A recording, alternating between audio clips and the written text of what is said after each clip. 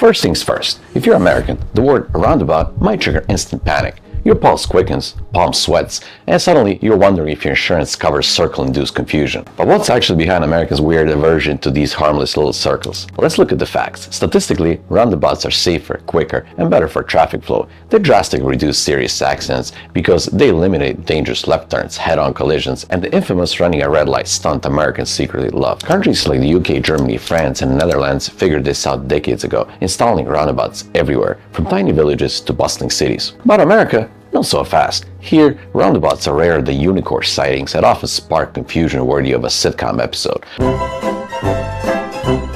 Americans approach roundabouts like puzzle-solving escape rooms rather than straightforward traffic solutions. Many drivers treat them as four-way stops, waving awkwardly, desperately trying to decode who goes first. Others speed up and dive in like they're auditioning for NASCAR. So, why exactly do Americans struggle with something the rest of the world handles easily? Is it lack of familiarity, stubbornness, or just good old-fashioned American individualism refusing to conform? So, how did America end up with red lights at every corner instead of simple, safer circles? Well, it all comes down to history and a pinch of good old-fashioned American stubbornness. In the early 1900s, when cars first started filling American roads, intersections quickly became chaos zones. Picture horses, Model T Fords, bicycles, and pedestrians all battling it out. Basically, real-life Mario Kart without the banana peels. America's solution? The traffic light. Simple, effective, and easy to understand. Green means go, red means stop, and yellow means speed up dramatically before it turns red. Americans instantly loved it because it fit perfectly into their non-nonsense point A to B mindset. Add a stop sign here and there, and boom, problem solved. Who needs a circle when you get a trusty stop-and-go system? Meanwhile, European countries took a different route.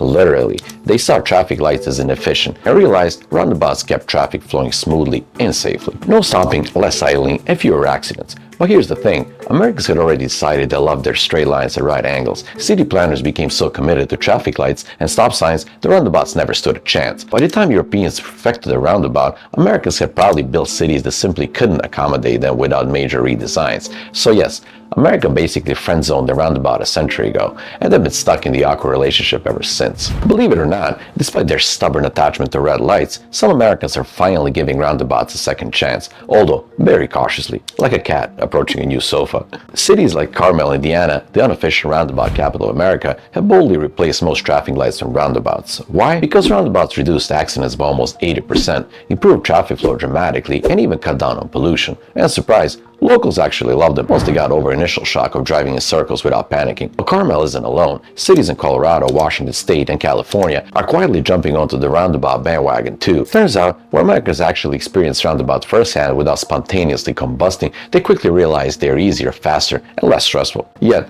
there's still resistance. Every time a new roundabout pops up, there's predictable local outrage, confusion, and plenty of angry Facebook posts saying things like, roundabouts? What's next? Metric system signs, a tea instead of coffee? This gradual awakening begs the question, are Americans slowly overcoming the roundabout phobia, or are these circular intersections forever doomed to be treated as a foreign invasion of American soil? Look, if there's one thing Americans value almost as much as freedom, it's consistency. Change is uncomfortable, and changing something as fundamental as driving habits, they're borderline un-American. Think about it. Americans have spent generations mastering the art of patiently waiting at the red lights and aggressively rolling through stop signs. Introducing roundabouts means admitting, just maybe, that Europe had it right all along. And that's tough, especially when you spend your life believing America invented pretty much everything, including sliced bread, freedom fries, and impatience itself. Plus, there's a practical side.